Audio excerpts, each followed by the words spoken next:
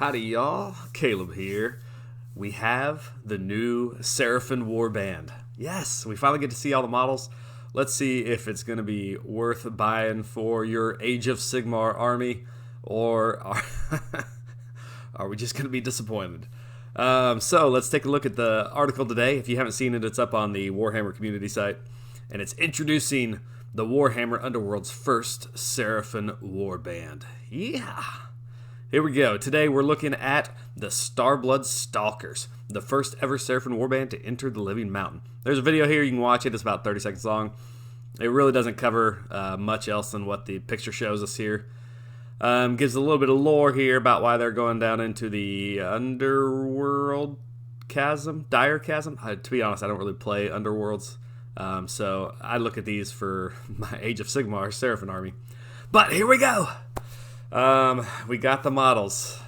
The Starblood Stalkers are composed of 4 Skink Hunters, a Saurus Oldblood, and the Warband is led by Kixi-Taka, the Skink Priest. So let's blow up that picture a little bit there. To be honest, I'm a little disappointed. I love the Skink Priest. The Chameleon Skink is, of course, awesome, but the rest of it is kind of a letdown. I really wanted a Kixi-Taka. Maybe I'm just biased towards that, but let's look at what we got here. So we have our Skink Priest. Now we know it is a Skink Priest, not a Skink Star Priest or anything. And that's this guy here, Kixi-Taka. So I like him. He looks good. He's got that little holy hand grenade of Antioch in his hand. And so it's going to be interesting to see what the rules on that are going to be for Age of Sigmar. We don't know his rules yet. We saw the cards for Underworlds, but we haven't seen the War Scroll yet.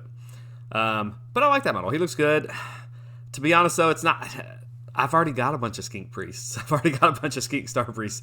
If you're like me, you end up with, if you've bought a couple Start Collecting boxes over the years, then you've probably made some of your own Skink Priests. I like him, though. I'm probably going to end up buying one of these, but you definitely use him as a Skink Priest. These Skink Hunters here, I like this guy. The one in the far left, I like him. He looks pretty good. It doesn't look like I've seen that model before in any of my Skinks. But this guy right here, I swear, I've built that guy before. In fact, look at that. If you zoom in on that, it looks like his arm still attaches the same way as the old Skinks. You've got your body, and you've got the arms that just kind of glue on and are terrible to try to put together. But that looks like the exact same Skinks we have. I don't recall seeing that shield design. So, they may have updated it a little bit. But other than that, it looks exactly like the existing Skinks. I do like the guy with the blowgun there. You could probably use him as a Chameleon Skink. This guy here, I guess he's also a Skink Hunter, I guess, as I said. You could probably use him as either your Skink Alpha or another Skink Priest if you wanted to, if you don't have enough. Of course, the Chameleon Skink is awesome. He's probably the best part of this entire Warband here. Man, I wish they had more than one in there, because I would have bought multiple of these boxes if that was the case to build up my Chameleon Skinks. But with only one in the box, there's no way I'm buying 5 of these just for a unit of Chameleon Skinks. And the Saurus Oldblood, that's such a strange inclusion in the Warband. Like, he's the one that's out of place to me. Let's leave this Skink. A Kixi-Taka would fit. I hate to beat on this drum again. A Kixi-Taka would fit in there well with the Skinks. They're buffed by Skinks normally. That would make sense. Now we've just got a random Saurus Oldblood in there. I don't understand. Give us a Saurus Warband later on, like later in the year, next year or something. But we've got one Saurus Oldblood, which you've probably also already got 1 or 2 of that have never seen the table, because for 100 more points, I'm going to put him on a Carnosaur. So, a little underwhelming with that.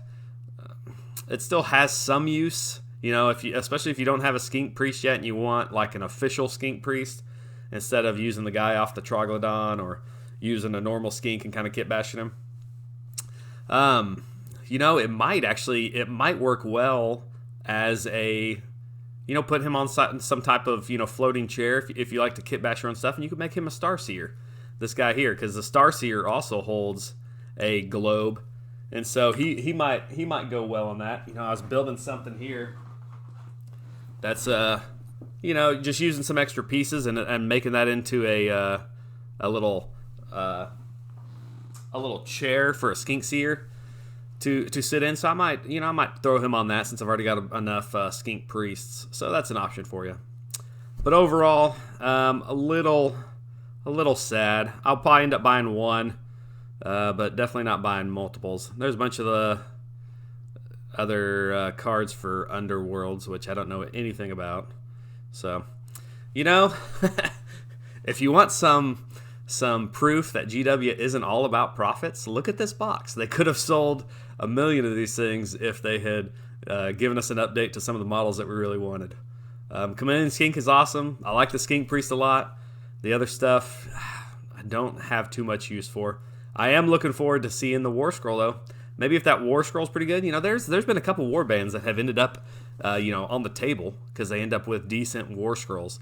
So that'll be interesting to see what the War Scroll is. What do you guys think? Yay or nay? Thumbs up, thumbs down? What do you think about this Warband? Are you gonna buy one or more than one for some reason? All right, guys. Catch y'all later.